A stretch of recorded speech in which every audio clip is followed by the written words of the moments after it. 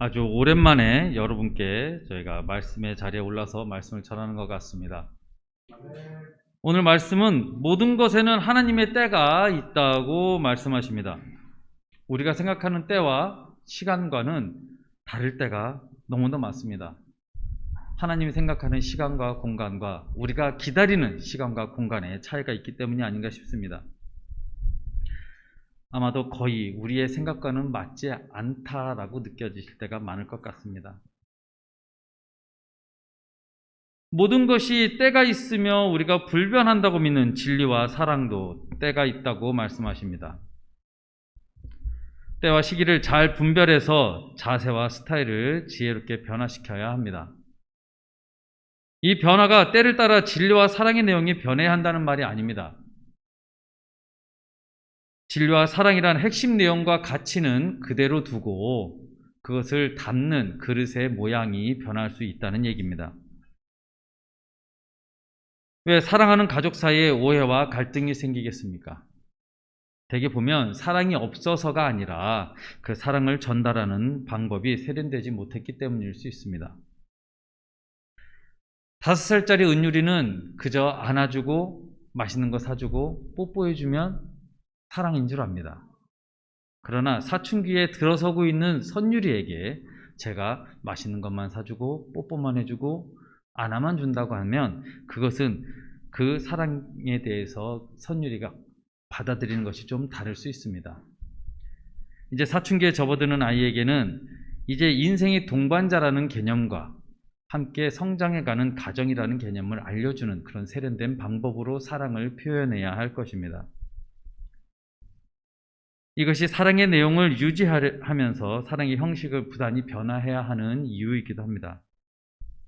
그래서 때와 시기를 분별할 줄 알아야 하는 것인지도 모르겠습니다.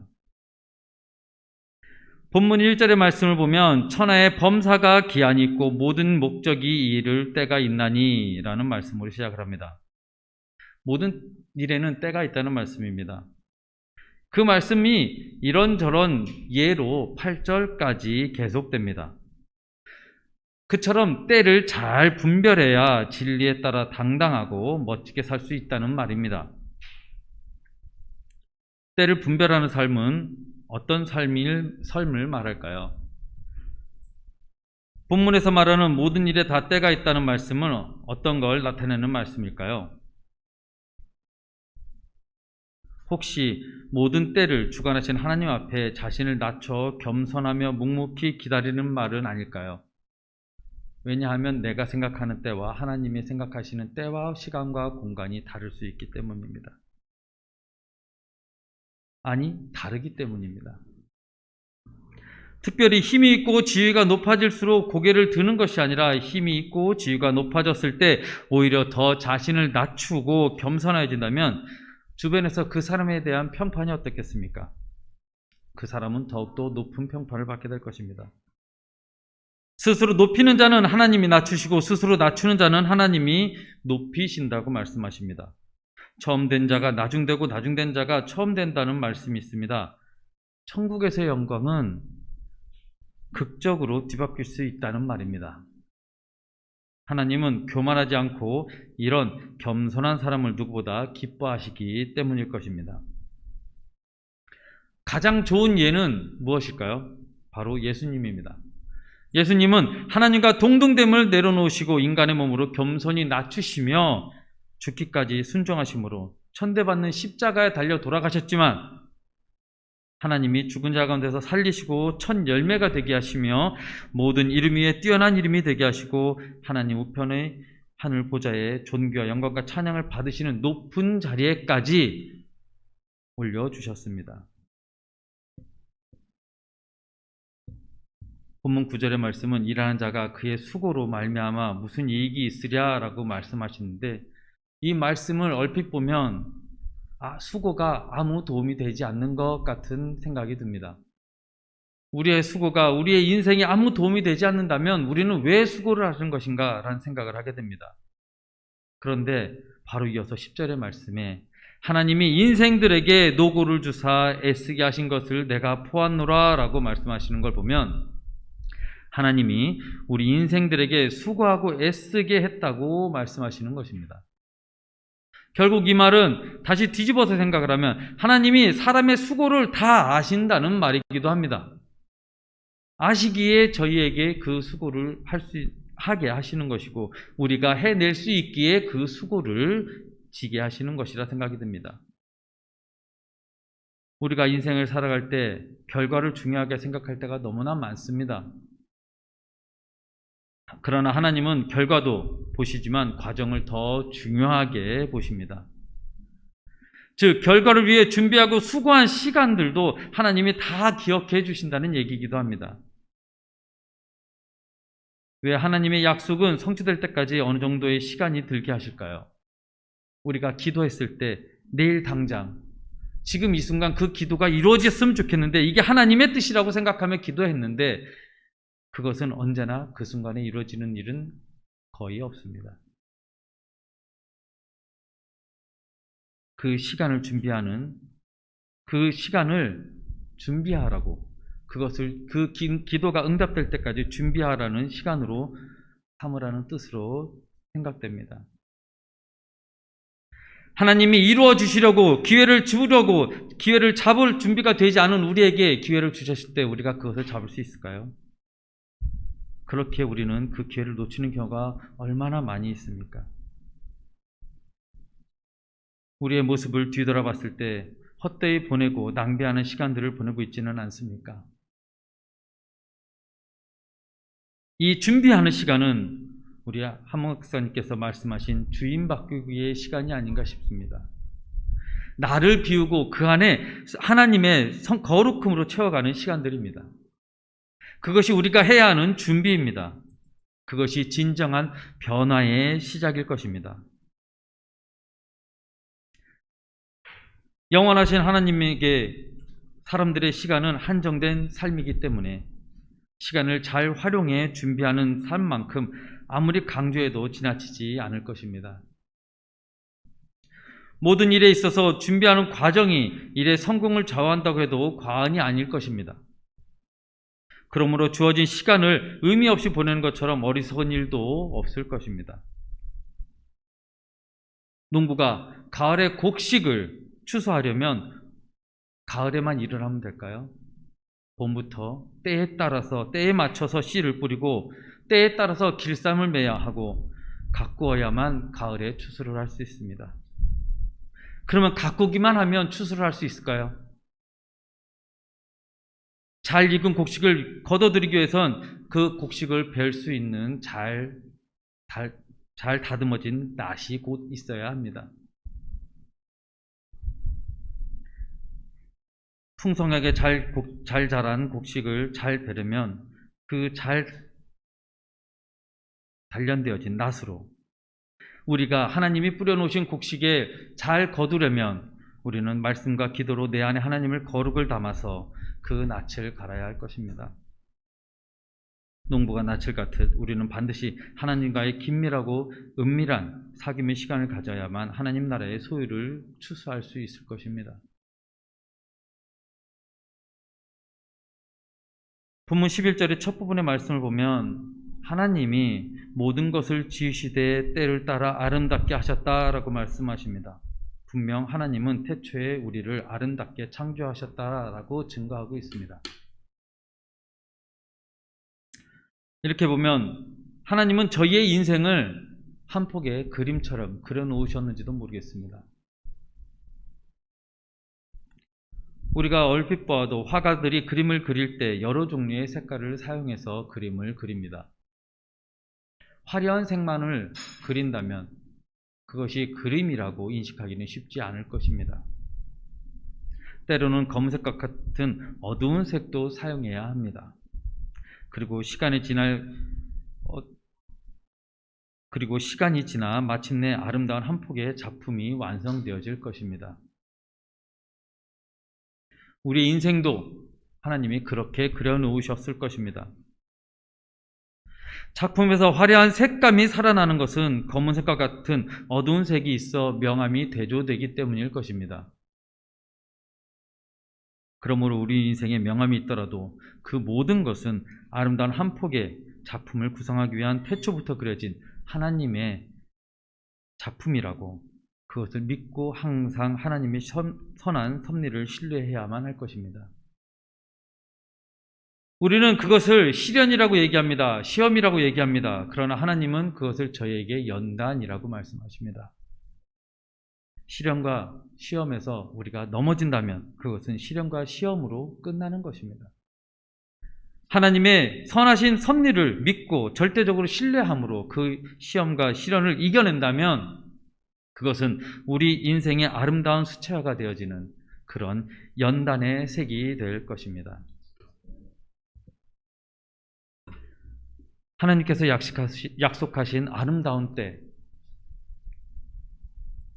즉 미래를 기대하며 비록 지금은 보이지도 않고 알 수도 없다 할지라도 그 약속 하나만을 믿고 신뢰하며 현재를 인내하고 견디는 삶만이 온전히 주님 앞에 나아가는 것이 아닐까 생각이 됩니다.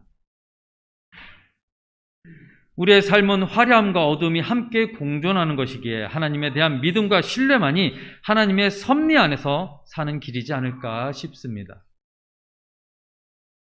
그리고 계속해서 본문 11절 말씀을 보면 또 사람에게 영혼을 사모하는 마음을 주셨다고 말씀하십니다. 우리에게 영혼을 사모하는 마음이 있다는 것이, 그것을 사모하는 소망이 있다는 것이 얼마나 소중한지 모르겠습니다. 그래서 언제나 우리는 하나님 안에서 희망을 가져야 합니다.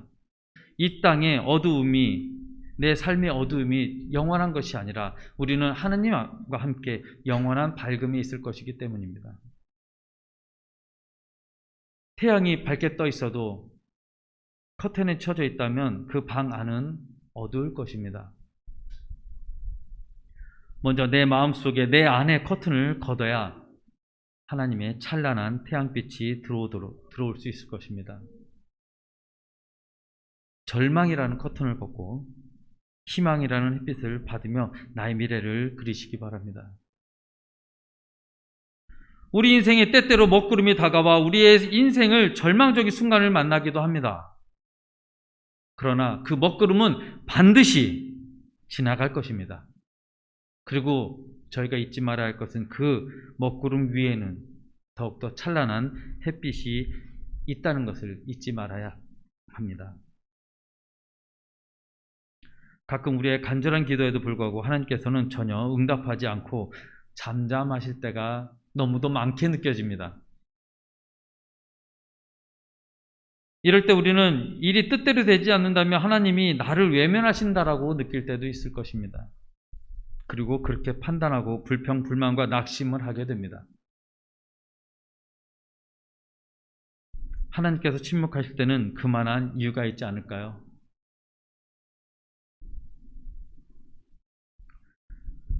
어떤 잘못을 했을 때 부모님이나 리더가 그 자리에서 책망하거나 시정을 요구할 때가 있습니다.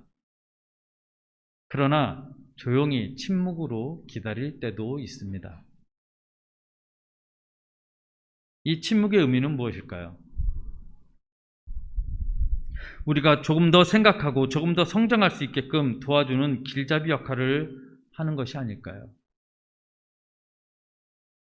하나님의 침묵 또한 우리의 기도를 외면하시려는 것이 아니라 오히려 우리가 잘못된 우리의 생각에서 빠져나갈 수 있음을 믿고 기다려주시는 것은 아닐까요? 그렇다면 지금 우리는 무엇을 해야 할 때일까요? 조금 더 하나님과의 독대로 더 앞으로 나아가는 우리가 어떻게 해야 할지 구하고 귀 기울여야 할 때가 아닐까요? 이것이야말로 하나님이 우리에게 바라시는 진정한 자녀의 길로 들어서는 첫걸음일 것이라고 생각합니다.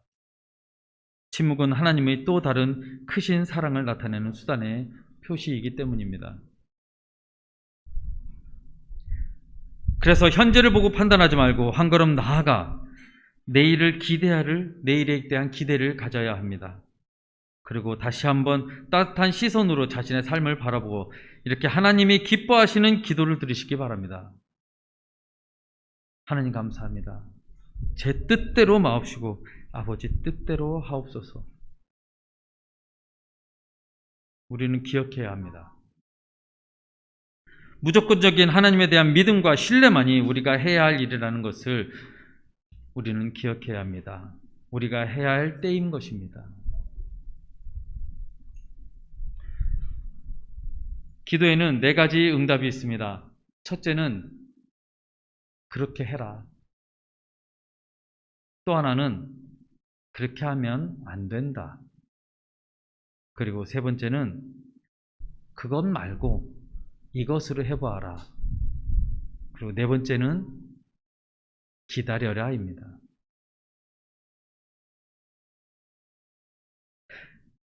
그처럼 하나님은 때를 기다리게 하십니다. 그러므로 어떤 힘든 상황에서도 하나님의 선한 섭리를 믿고 기도하고 기다리며 희망을 잃지 마시기 바랍니다. 자세히 보면 나쁜 일은 좋은 일과 있다 있을 때가 너무도 많습니다. 우리의 지난 날을 돌아보면 내가 생각하는 때에 이루어지지 않은 것이지 우리가 기도했던 모든 것이 결국은 어떤 형태로도 이루어져 있음을 알 수 있을 것입니다. 그러니 현재의 절망적인 상황만 보지 말고 그 상황 너머에 있는 하나님의 선한 섭리를 신뢰하면서 묵묵히 기다려 희망을 보시기 바랍니다. 반드시 좋은 날은 다가올 것입니다.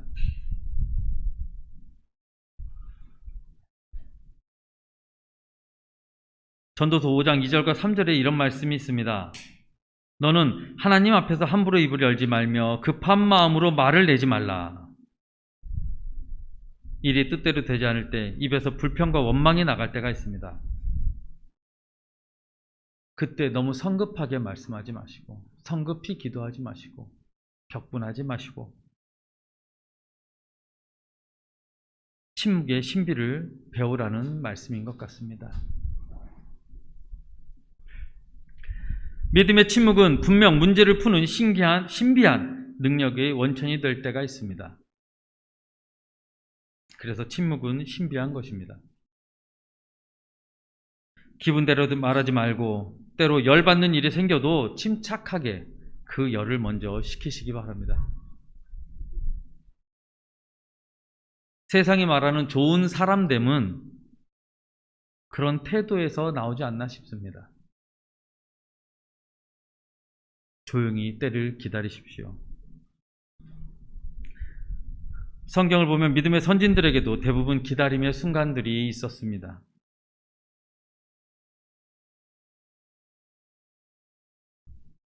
무엇을 원하는 것이 있습니까? 너무 조급해하지 말고 하나님의 시간을 기다리십시오. 살다 보면 우리에게 가끔, 아주 자주 어렵고 힘든 일을 당할 때도 있습니다.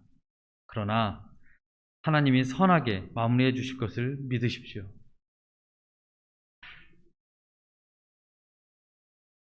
한 예를 말씀드립니다.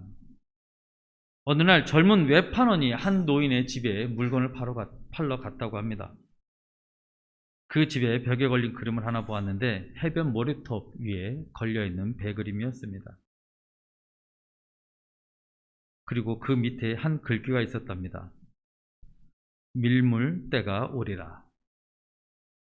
그 글귀가 너무나 감동적이어서 노인에게 그 그림을 달라고 졸랐답니다. 그리고 그 노인이 살아계실 때는 소장하시다가 돌아가시면 저에게 주십시오 해서 결국 그 그림을 받아서 그 사람의 평생 길라잡이가 되는 그림이 됐다고 합니다. 이 이야기에 나온 젊은 외판원이 미국의 철강왕 카네기입니다. 카네기가 젊은 시절에 그 모래톱에 걸려있는 외로운 고깃배 같은 처지였으나 그 밀물 때가 오리라 하는 그 글귀 하나에 용기 얻어서 전 세계를 호령하는 그런 철강왕이 되었답니다. 우리에게도 밀물 때가 옵니다. 그 때가 나의 때가 아니라 하나님이 준비하신 때일 것입니다. 내가 욕심내어 그 배를 밀어도 그 배는 물로 가지 못합니다. 물이 들어오는 하나님의 은혜가 들어오는 그 때를 기다리십시오. 그때까지 우리는 무엇을 해야 합니까? 은혜가 들어왔을 때 이 배가 물 위에 뜰 수 있도록 우리는 배를 손봐야 합니다. 기름치고 조이고 배를 물이 새지 않도록 손봐놔야 할 것입니다.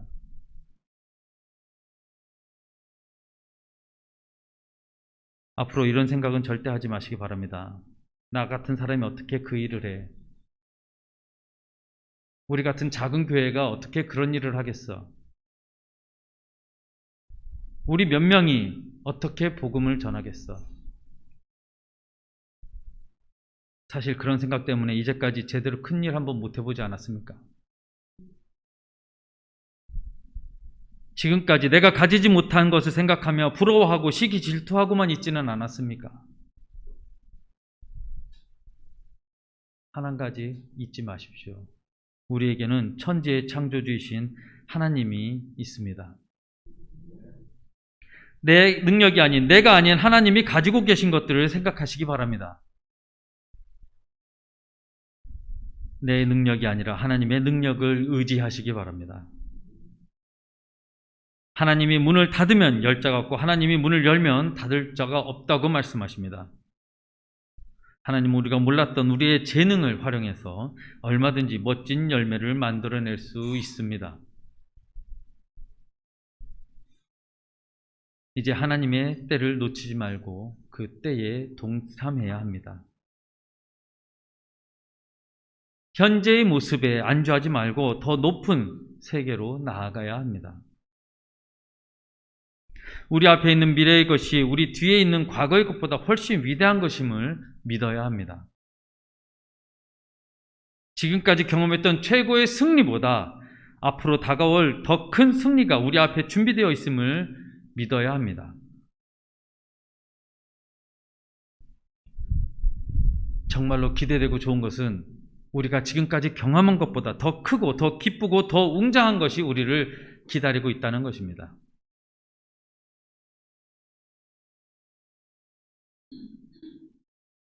이제까지 사탄 마귀가 항상 우리에게 했던 말이 있습니다. 아무리 노력해도 상황은 바뀌지 않아. 그 일이 이루어지려면 시간이 아주 오래 걸릴 거야. 넌 나이가 너무 많아. 넌 너무나 나이가 어려. 그냥 평범하게 살아가. 큰 기대하지 말고 작은 기대로 살아.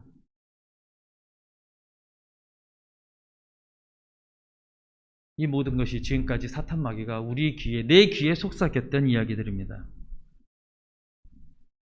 그래서 우리는 어떻게 대답합니까? 그래, 나는 안 돼. 나는 일어설 수 없어. 나는 좋은 사람이 될 수 없어. 나는 좋은 사람을 만날 수가 없어. 나는 이 세상의 패배자야. 나는 작은 사람이야. 그렇게 작게 살아오지 않았습니까?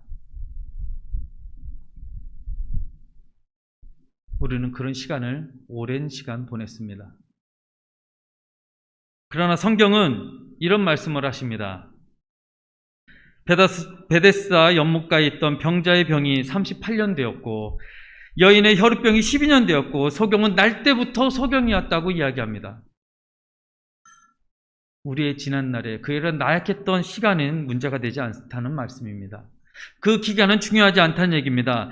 38년 된 지병도 오늘 치료될 수 있고 풀지 못했던 문제도 오늘 풀릴 수 있습니다. 그럼 우리 이제까지 계속 그래 왔는데 뭐가 새로워지겠어? 라는 그런 말은 이제 버려버리시고 찬란한 축복의 꿈을 가지시기 바랍니다. 오늘 이 시간이, 지금 이때가 은혜를 받을 때입니다.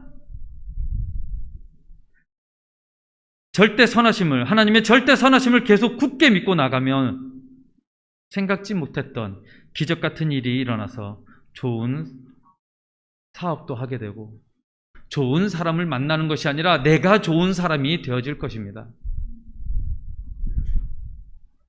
교회에 놀라운 부흥과 축복도 있게 될 것입니다. 우리가 방송이나 말로 전해들었던 누군가 체험했다는 그 기적 같은 일도 분명 나에게도 이루어질 것입니다. 일어날 것입니다. 하나님은 우리를 위해, 나를 위해 언제나 선한 깜짝쇼를 이미 준비해 놓으셨을 것입니다. 겸손한 마음으로 항상 굳건한 믿음을 가지고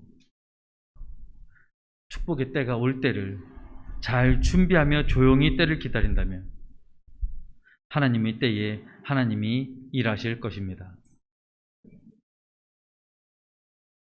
우리 성도님들이 마침내 깜짝 놀랄 만한 축복을 받는 복된 주인공이 되시기를 주님의 이름으로 축원합니다. 찬송가 3